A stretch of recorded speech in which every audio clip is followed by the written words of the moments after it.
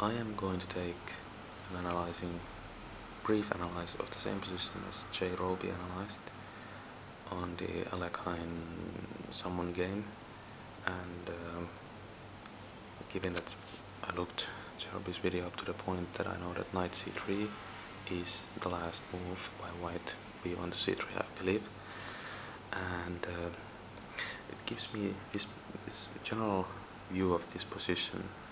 For me is that black is worse. Why? It is because of these pawns in the center. Not particularly that the pawns are doubled. I don't take that double pawns make a problem if it's not late in the end game. The opening middle game double pawn might be just fine if they are not weak. But in particular I don't like these c5 and e5 pawns with the white pawns on c4 and e4 because this limits my bishop, and I don't want to be left with this bishop alone in the end game facing, for example, this knight positioned in d5. That would be a bad situation for black. So whatever black does instead of taking on d5, I believe white will be taking on e6 next, on his next move. Now, again, having said that, white would like to play bishop g5 and take on f6, then take on e6, place the knight on knight to d5. However, if bishop g5 would be white's move, then maybe knight d5 wins a pawn as the bishop is unprotected if the knight is taken back, and if the bishop is taken back, the knight can just take it back, and then black wins a pawn. So that is not a possibility for white. So white would have to play taking first and then play bishop to g5. Okay. Now for black, castling is I don't keep it as an option. Castling queenside, same story. Well, actually, castling queenside has possibilities, as the pressure on the queen is more. So if d file is opened, then taking twice there will leave the e4 ball hanging. So maybe this is an option, but castling on the other side as your opponent, who is Alexander Alekhine, that would seem a little bit precarious. Okay. So I would now leave it out of the options for now, for the start. I can maybe return to that later. Now rook d8 serves the same purpose, but somehow playing this rook here before castling is to me awkward because it leaves something here weaker than I would like to leave. So I would look at e takes d5.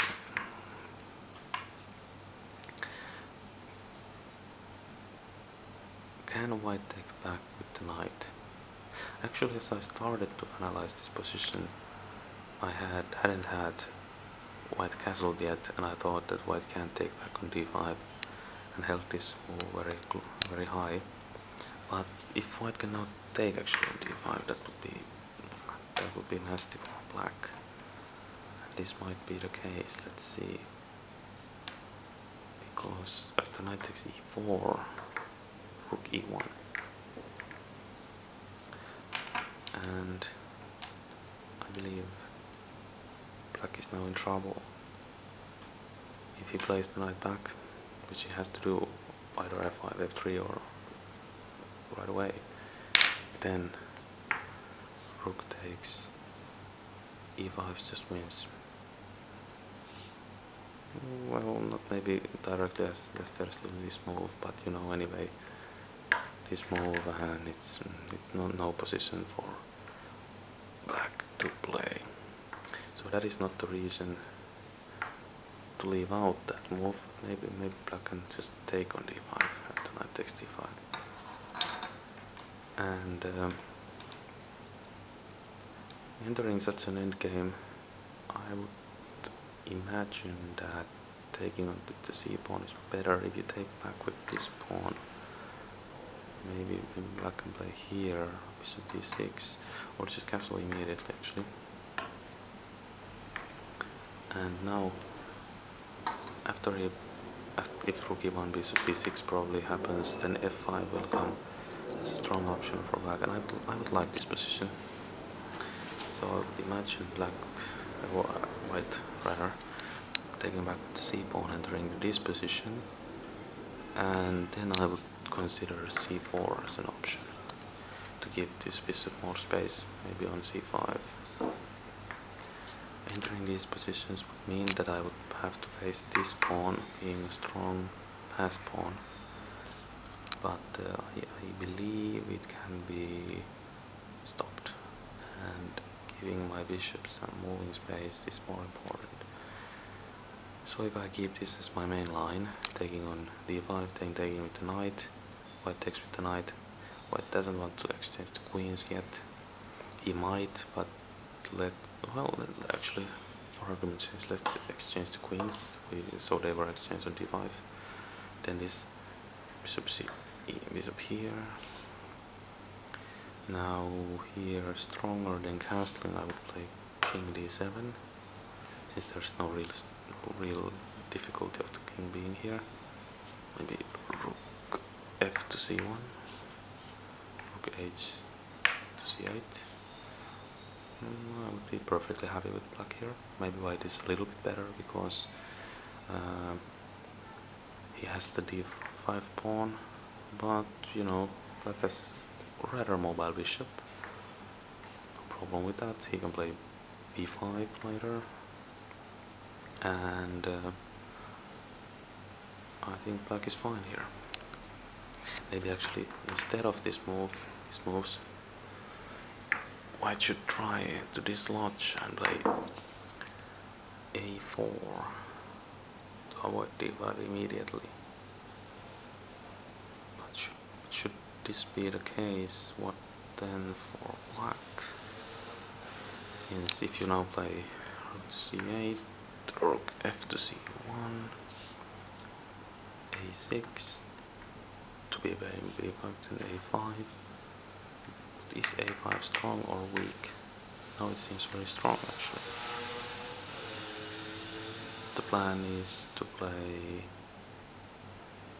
the move rook a4 and take on c4. So maybe that is actually something to consider. So maybe that a4 is directly very good after c4. No, then bishop c5 comes. But is it a problem? Yes, it is. So bishop e3 to limit that, maybe b5 directly. The problem with that is a4, and now the rook on a8 doesn't have support. Now, is this a playable line or not? a4, b4.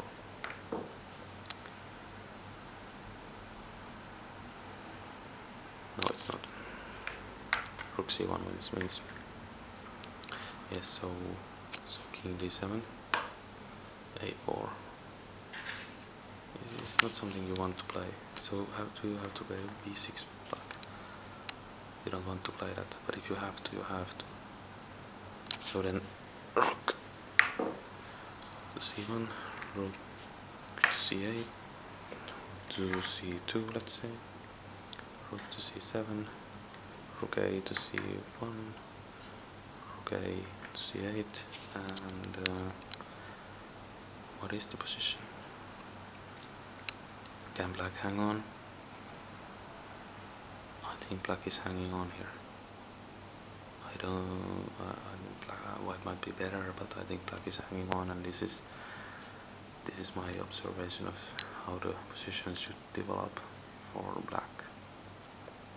Now notice I played c4 to avoid b3 from white.